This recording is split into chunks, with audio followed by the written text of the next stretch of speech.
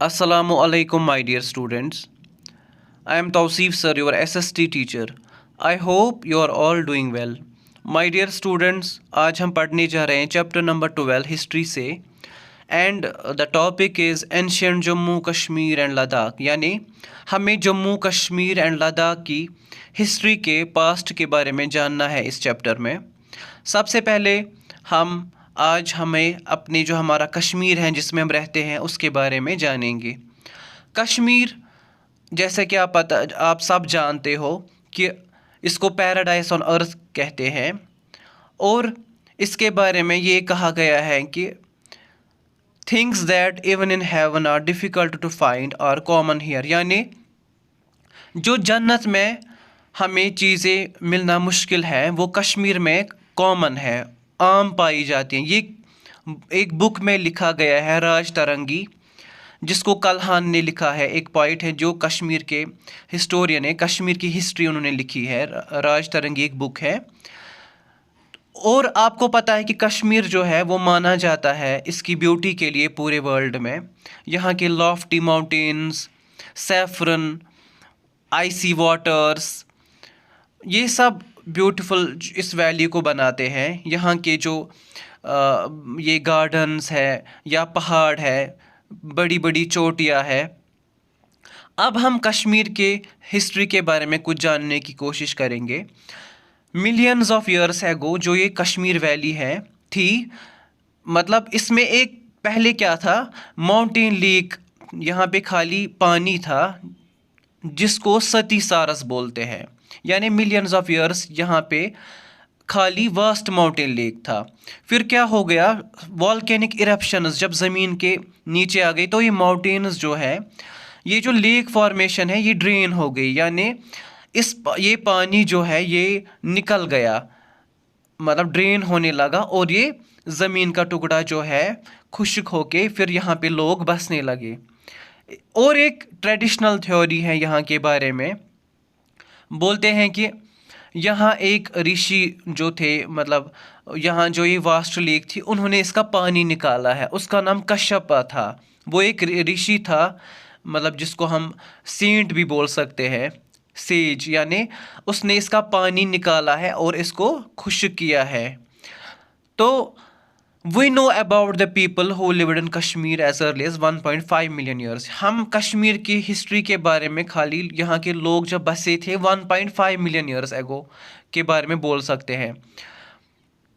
हम उन लोगों को आज हंटर गैदरर्स बोलते हैं, यानी जो हंट करते थे, इकट्ठा करते थे, हंटिंग और गैदरिंग करते थे, फिर अपना गुजर बसर करते थे उसी पे। ये जो नाम आया है हंटर गैदरर्स, ये आया है कि मतलब वो किस वे से अपना फूड हासिल करते थे। वो नोमैडिक पीपल थे जो इसी लेक के सराउंडिंग में रहते थे, फुट हिल्स पे, यानी माउंटेनियस एरियाज़ में रहते थे। उनको नहीं पता था हाउ टू कल्टिवेट, यानी मतलब जो फूड है वो कैसे उगाया जाए। वो पूरी तरह से डिपेंडेंट थे वाइल्ड फ्रूट्स, नट्स, रूट्स पे, यानी वो ये सब खाते थे और अपना जो पेट है वो भरते थे। They also killed wild animals, वो क्या करते थे, वाइल्ड एनिमल्स को भी किल करते थे और उनका जो गोश्त है वो खाते थे।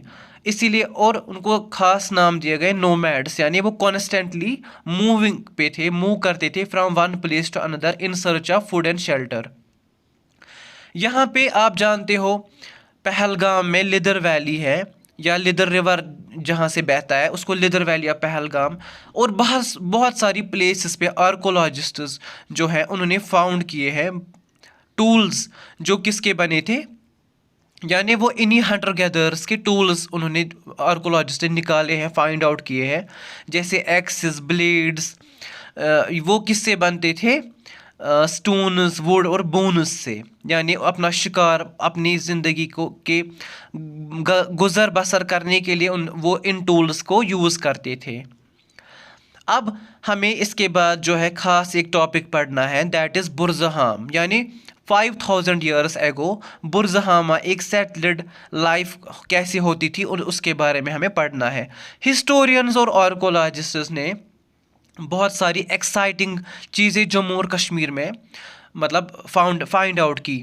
हम अब 5,000 साल पीछे जाएंगे। आपको पता है कि श्रीनगर में एक गार्डन है, उसको शालीमार गार्डन बोलते हैं, जहाँ जो मुगल्स ने एस्टैब्लिश बनाया था।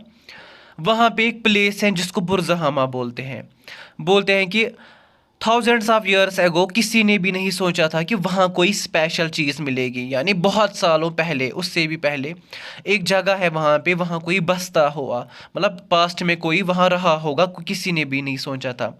फिर क्या हो गया, 100 ईयर्स एगो हिस्टोरियंस जो हैं डिफरेंट कंट्री से आए बुरजहामा। उन्होंने वहाँ क्या देखा, रिसर्च की इस पे, वहाँ पे they saw some big rock standing there. उन्होंने देखा बड़े बड़े रॉक्स जो है वो खड़े हैं, स्टैंडिंग है इसमें, मतलब बुरजहामा में।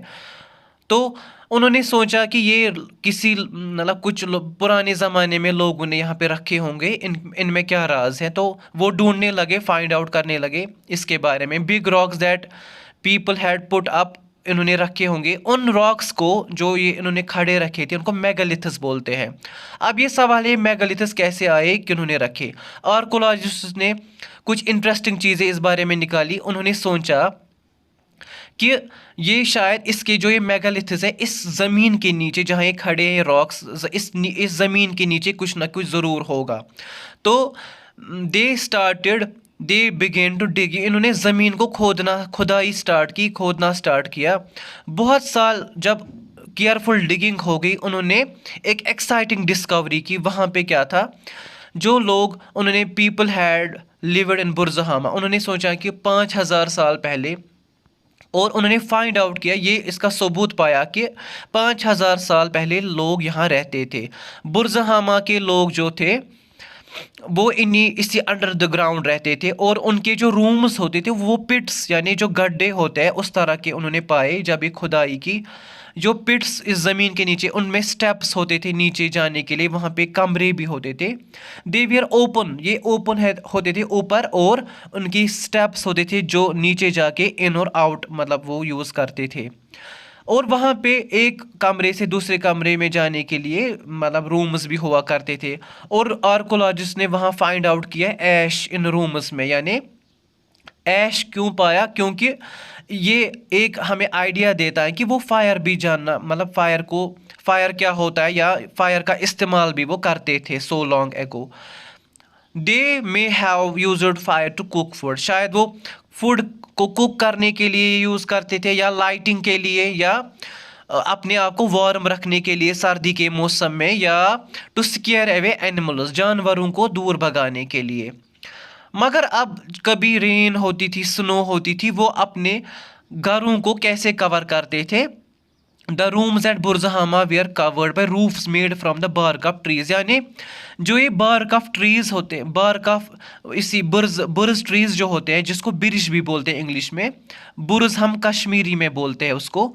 यानी इस बुर्ज को यूज़ करते थे अपने आप को बचाने के लिए स्नो और इस रेन से।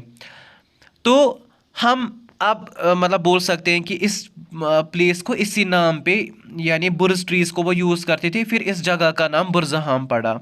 बुरजहामा इज़ वेरी स्पेशल, क्योंकि थाउजेंड्स ऑफ ईयर्स हमें समझ आए कि लोग वहाँ रहते थे। इस हमने एक एक्साइटिंग डिस्कवरी इन आर्कोलॉजिस्ट ने की वहाँ पे। और भी बहुत सारी वंडरफुल चीज़ें मिली वहाँ पे, जैसे shining beads, painted pots, jars, arrows, bangles, needles, जो वो रोज़मर्रा ज़िंदगी में यूज़ करते थे। और खाने पीने की चीज़ें जैसे वीट, बार्ली, मसूर दाल, ये बहुत इंपॉर्टेंट है। और स्टोन और बोन के टूल्स भी, मतलब जो स्टोन्स और बोन से टूल्स बनते थे उस वहाँ पे पाए गए, वो ह्यूमंस जो है अपनी ज़िंदगी में डे टू डे लाइफ में यूज़ करते थे बहुत सारे पर्पसेस के लिए। यानी ये सब अलग अलग मकसद के लिए पर्पस, जैसे टूल्स मतलब शिकार करने के लिए, या खाने की पीने की चीज़ें वहाँ पे मिली, या जो वो लोग खाते थे या कुछ काम करते थे अपनी ज़िंदगी के मतलब चलाने के लिए, वो भी वहाँ पे मिली। बोन्स ऑफ पीपल, लोगों की मतलब बोन्स मिले। डॉग्स और स्टैग्स, जिसको स्टैग बोलते हैं, बारहसिंगा जो होता है, वो इन ब्यूरियल्स में जो इन बुरजहामा में मिले वहाँ पे फाइंड आउट किए। सोर्स ऑफ लिविंग जो था लोगों का बुरजहामा में, वो था हंटिंग और कलेक्टिंग फूड। यानी वो हंट करते थे और कलेक्ट करते थे फूड को। और वो जानते थे how to cultivate and grow crops, यानी बुरजहामा के लोग ये भी जानते थे कि कल्टीवेशन कैसे करते हैं, क्रॉप्स कैसे उगाए, और बहुत सारे क्रॉप्स भी उगाते थे, उन्होंने उसका तरीका भी सीखा था। Though we can find out some details about the people, और हमने बहुत सारी डिटेल्स निकाली उन लोगों की जो वहाँ रहते थे, और बहुत सारे अभी भी जानने की, या हिस्टोरियंस ने बहुत सालों तक इस पे मतलब बहुत रिसर्च की, वहाँ के लोगों की ज़िंदगी मतलब कैसे होती थी उसके बारे में। My dear student, this is all for today. अल्लाह हाफिज़।